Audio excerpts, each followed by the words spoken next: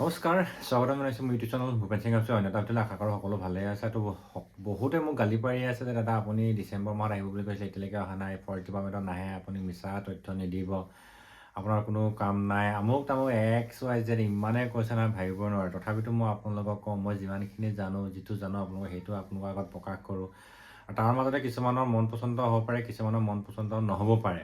কথা হ'ল মানে কি, CM ছাৰে যেতিয়া ফেচবুক লাইভত কৈছিলে যে আপোনালোকক খুব বস্তুটো স্পীডত লাগে আৰু মানে খুব তৎক্ষণাত লাগে, কিন্তু আমি চৰকাৰে সেইটো কৰিব নোৱাৰোঁ। আমাৰ চৰকাৰে প্ৰতিটো কামে আমি চালি জাৰি চাব লাগিব, আমি লাহে লাহে কাম কৰোঁ, তেনেকুৱা কথা আছে।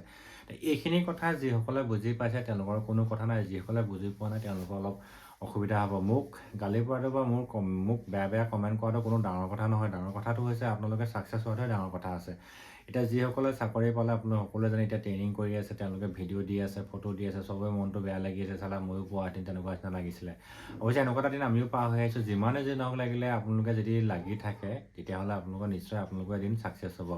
কিন্তু আনৰ ভিডিঅ'ত আপোনালোকে বেয়া মন্তব্য বা বেয়া কমেণ্ট কৰি একো লাভ নাই এইবিলাক। আৰু মোৰো একো আহে যায় নাহে, মই ইউটিউবৰ পৰা সিমান ঢেৰ লাখ লাখ টকা নাপাওঁ। মোৰ মানে ধৰি লওক ঢেৰ ভিউজ হয় চেনেলটোত বা ঢেৰ ছাবস্ক্ৰাইব আছে, তেনেকুৱা কথা নাই। কিন্তু মই যিমানখিনি জানো সেইখিনিয়ে মই আপোনালোকৰ আগত প্ৰকাশ কৰোঁ।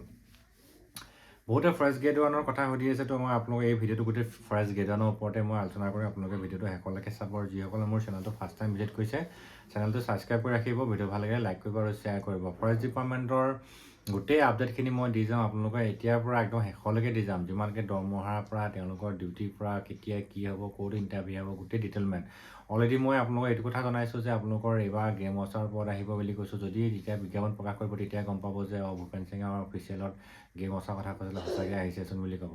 গতিকে তেনেকুৱা কথা। আপোনালোকৰ কথা জনাওঁ যে ফাৰ্ষ্ট গ্ৰেড 1ৰ যিটো পোষ্ট আছিলে, সেই পোষ্টটো যোৱাবাৰ 267টা পদৰ বিজ্ঞাপন প্ৰকাশ কৰিছিলে আৰু ইণ্টাৰভিউ হ'ল তাত মাত্ৰ এটা পোষ্টহে ভেকেঞ্চি থাকিলে, বাকী গোটেইখিনিয়ে ফিল আপ হ'ল। আৰু 267ৰ আপোনালোকৰ ইয়াৰ যিখিনি তোমাৰ ক্ৰাইটেৰিয়া আছে বা যিখিনি গাইডলাইন আছে, মই গোটেইখিনি XYZ জনাই যাওঁ, আপোনালোকে ভিডিঅ'টো চাই যাব। প্ৰথম কথা হ'ল আপোনালোক সকলোজনে গ্ৰেড 1ৰ কাৰণে গ্ৰেজুৱেশ্যন লাগে। গ্ৰেজুৱেশ্যন হ'লেহে আপোনালোকে এপ্লাই কৰিব পাৰিব। তাত যিকোনো এটা বিভাগত আপোনালোকৰ গ্ৰেজুৱেশ্যন হ'লে হ'ব, আৰ্টছ ছায়েন্স মানে কমাৰ্চ কোনো কথা নাই।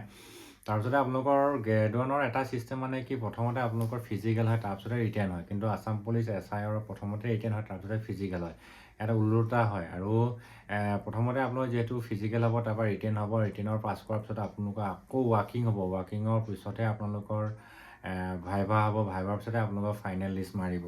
আপোনালোকক মই এইটো কথা জনাই দিওঁ। আৰু যোৱাবাৰ ফিজিকেল টেষ্টৰ 40 মাৰ্কছ আছিলে তোমাৰ টোটেল মাৰ্কছ, ৰিটেন টেষ্টত আছিলে 100 মাৰ্কছ, আৰু NCC 5 মাৰ্কছ আছিলে, আৰু অৰেল ভাইভাৰত আছিলে 5 মাৰ্কছ।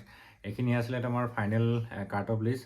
তাৰপিছতে আপোনালোকে যেতিয়া আপোনালোকৰ বয়সৰ কথাটো এইবাৰ কিন্তু 2026ৰ পৰা ধৰিছে, আৰু যোৱাবাৰ 26ৰ পৰা ধৰিলেও কিন্তু ফাৰ্ষ্ট গ্ৰেড 1ত আকৌ আপোনালোকৰ 18ৰ পৰা 40 বছৰলৈকে দিয়ে।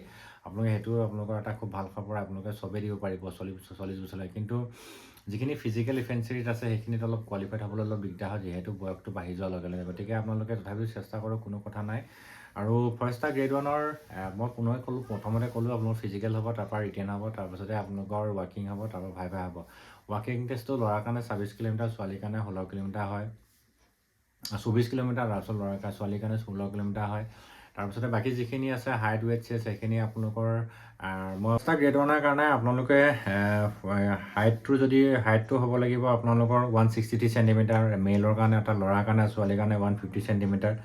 তাৰপিছতে STH STP ওপৰতো আছিলে তোমাৰ 163 আৰু 152 আছিলে, জেনেৰেল OBC MOBC আৰু SCৰ কাৰণে। কিন্তু STH আৰু STPৰ কাৰণে 153 চেণ্টিমিটাৰ লাগিব, ল'ৰা, আৰু ছোৱালীৰ কাৰণে 145 চেণ্টিমিটাৰ লাগিব। আৰু আপোনাৰ যদি ল'ৰা হয় তেতিয়াহ'লে আপোনাৰ চেষ্টটো 79 নৰ্মেল, আৰু এক্সপাণ্ডেড আপোনালোকৰ 84 চেণ্টিমিটাৰ, এইখিনি হ'ব লাগিব। বাকী আপোনালোকৰ 1600 মিটাৰ যিটো ৰানিং ছিষ্টেম যিটো আছে, আৰু ফিজিকেলৰ ৰানিংটো আপোনালোকৰ 3200 মিটাৰ হ'ব, ল'ৰা আৰু ছোৱালীৰ হ'লে 1600 মিটাৰ হ'ব। আৰু মোক বহুতে সুধি থাকে দাদা ফাৰ্ষ্ট গ্ৰেড 1ৰ কিমান পোষ্ট আহিব, আপুনি এনেই কিবা তথ্য এটা দিয়ক। মই আপোনালোকক আজি কওঁ, যোৱাবাৰ 267টা পদ আহিছিলে, এইবাৰো 200+ পদ আহিব। এতিয়া পুনৰ কৈছোঁ, এবাৰো 200+ ফাৰ্ষ্ট গ্ৰেড 1ৰ পদ আহিব। গতিকে যিসকলে খুব আশাৰে ৰৈ আছে, যাৰ SIৰ কাৰণে বয়সটো কভাৰ নকৰে, তেওঁলোকে এবাৰ ফাৰ্ষ্ট গ্ৰেড 1 দিয়ক, কোনো কথা নাই, একদম ধুনীয়া এটা গল্ডেন চান্স। আৰু লগতে বহুতে সুধিব চাগে ইণ্টাৰভিউটো কেতিয়াকৈ হ'ব। এতিয়া ইণ্টাৰভিউ কেতিয়াকৈ হ'ব এইটো সম্পূৰ্ণ চৰকাৰৰ ওপৰত ডিপেণ্ড কৰিব। যদি আমি আগতীয়াকৈ তথ্য পাওঁ তেতিয়া আপোনালোকক জনামেই। কথাখিনি ঠিক তেনেকৈ মই আপোনালোকক XYZ জনাই গ'লোঁ, যিমানখিনি জানো, মোৰ হাতত যিমানখিনি তথ্য আছে। চ' আৰু কিবা থাকিলে মই নিশ্চয় নেক্সট ভিডিঅ'ত আপোনালোকলৈ আচলতে লৈ আহিম। চ' আজিলৈ ৰাখিছোঁ, সকলো ভালে থাকক, ধন্যবাদ।